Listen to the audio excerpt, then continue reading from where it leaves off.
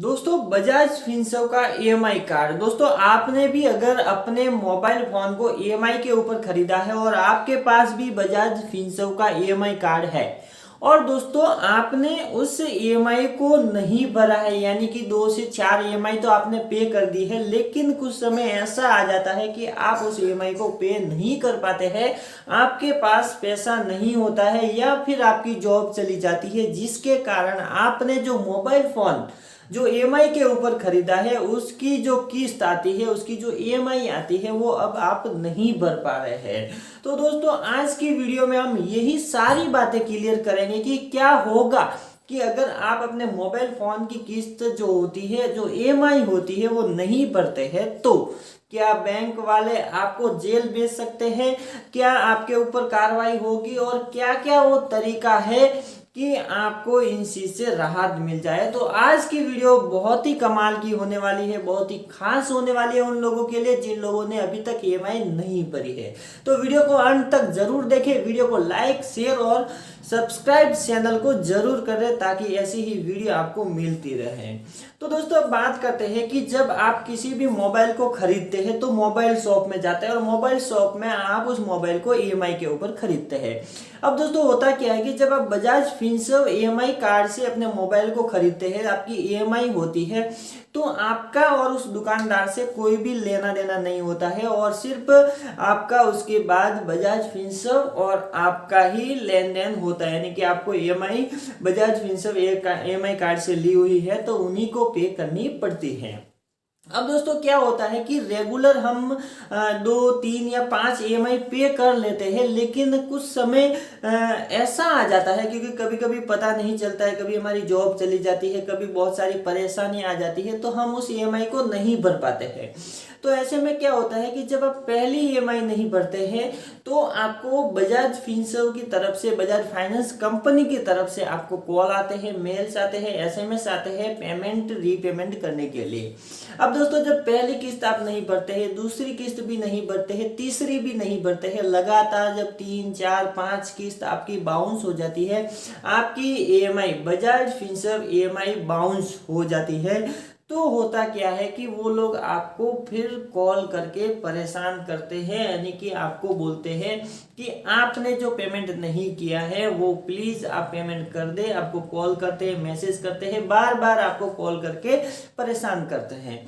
तो दोस्तों इसमें मैं आपको बता दूं कि अगर ये छोटी मोटी जो मोबाइल की जो किस्तें होती है, जो 1500 2000 2500 या फिर 3000 हो सकती है, ये आपको मैं सजेस्ट करता हूं कि कभी भी आप भविष्य में बजाज फिनसर्व ईएमआई कार्ड से अगर कोई मोबाइल खरीदते हैं और अगर आप किस्त नहीं भरते हैं तो मैं आपको एक ही सजेस्ट करूंगा कि जैसा हो सके आप अपनी किस्त को टाइम पे भर लीजिए, क्योंकि अगर आप अपनी किस्त को टाइम पे नहीं भरते हैं और 3 ईएमआई अगर आपकी बाउंस हो जाती है तो आपके कार्ड को परमानेंटली ब्लॉक कर दिया जाता है। फिर आप कैसे भी कोशिश करो, ऑफिस जाओ, कहीं भी जाओ, आप कुछ भी कोशिश कर लो, आपका जो कार्ड है कभी भी अनब्लॉक नहीं होगा। Bajaj Finserv EMI card unblock नहीं होगा, यानी कि भविष्य में कभी भी नहीं होगा। फिर आप कभी भी भविष्य में अपने नाम से अपना जो ईएमआई के ऊपर मोबाइल नहीं ले सकते। ऐसा नहीं है कि बजाज फाइनेंस से ही नहीं ले सकते,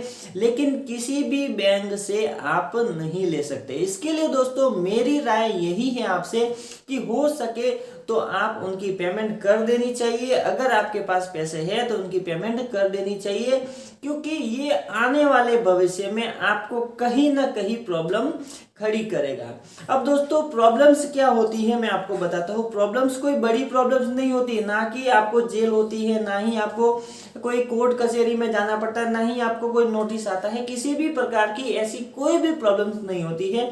और जब ये छोटी मोटी ईएमआई होती है तो उसके लिए कोई भी रिकवरी एजेंट भी आपके घर पे नहीं आते हैं, आपको परेशान नहीं करते हैं, यानी कि कुछ भी नहीं होता है। सिर्फ आपको रिमाइंड किया जाता है मैसेज के द्वारा उस ईएमआई को भरने के लिए, या बजाज फिनसर्व वाले जो होते हैं वो आपको, बजाज फाइनेंस कंपनी वाले होते हैं वो आपको कॉल करते हैं पेमेंट करने के लिए।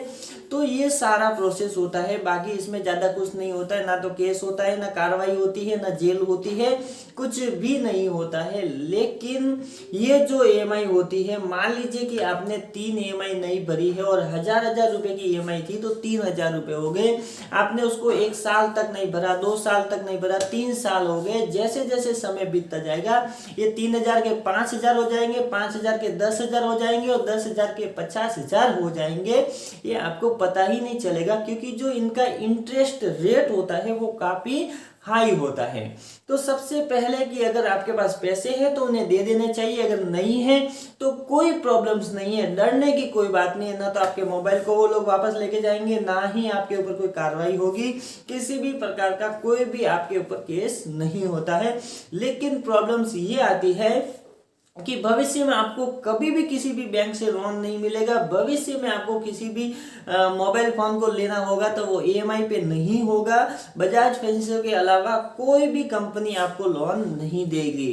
अब दोस्तों प्रॉब्लम कई साल बाद भी आ सकती है, जैसे कि मान लीजिए कि 10 साल बाद आपको प्रॉब्लम्स आई, यानी कि अगर आपको घर लेना है या फिर बाइक लेनी है, कुछ भी आपको लोन कराना है, तो वहां पे आप अटक जाएंगे, क्योंकि ये सिविल स्कोर, जब आप ईएमआई नहीं पे करते हैं आप डिफॉल्टर की श्रेणी में आ जाते हैं। तो ये क्या करते हैं, ये आपकी जो सिविल स्कोर जो डिपार्टमेंट रहता है, जो क्रेडिट स्कोर डिपार्टमेंट रहता है, सिविल स्कोर डिपार्टमेंट रहता है, आपकी पूरी जानकारी वहां पे दी जाती है कि आपने ये लोन नहीं भरा है, इतनी इतनी पेमेंट आपने नहीं करी है, जिसके कारण आपका क्रेडिट स्कोर है वो पूरी तरह से खराब हो जाता है, जिसके कारण आपका कभी भी home loan, car loan, bike loan, कोई भी लोन जब भी आप लेने जाएंगे तो वो अमाउंट आपके सामने आएगा।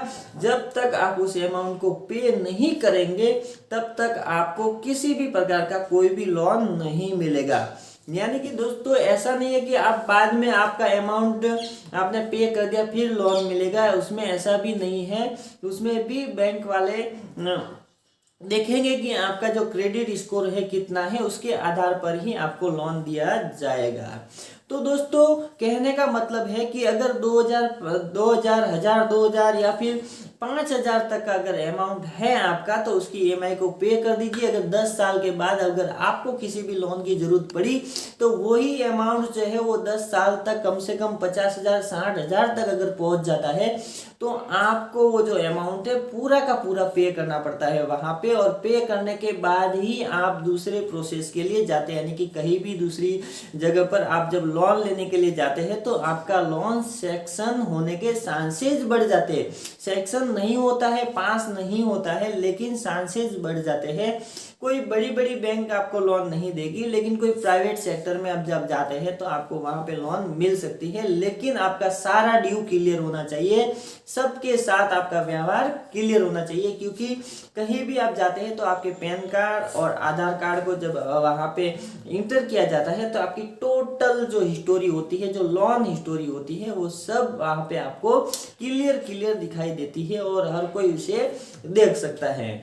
तो ये आपको प्रॉब्लम्स हो सकती है, भविष्य के अंदर हो सकती है। और जब मोबाइल की बात है तो छोटा मोटा अमाउंट है तो पे कर देना चाहिए। पे करने से आपकी वैल्यू बढ़ती है, आपका क्रेडिट स्कोर बढ़ता है, भविष्य में आपका लोन और ज्यादा, यानी कि अगर आप छोटे मोटे लोन को अगर टाइम पे देते हो तो भविष्य में आपको जो लोन है वो ज्यादा मिल सकता है। यानी कि अगर आपने 10-20 हजार का लोन लिया है तो आपको 50,000 लाख रुपए तक लोन मिल सकता है। लाख रुपए का लिया तो 5 लाख 10 लाख तक का लोन आपको भविष्य में मिल सकता है। ऐसी बातें मतलब होती है, ये बातें आपको ध्यान में रखनी चाहिए।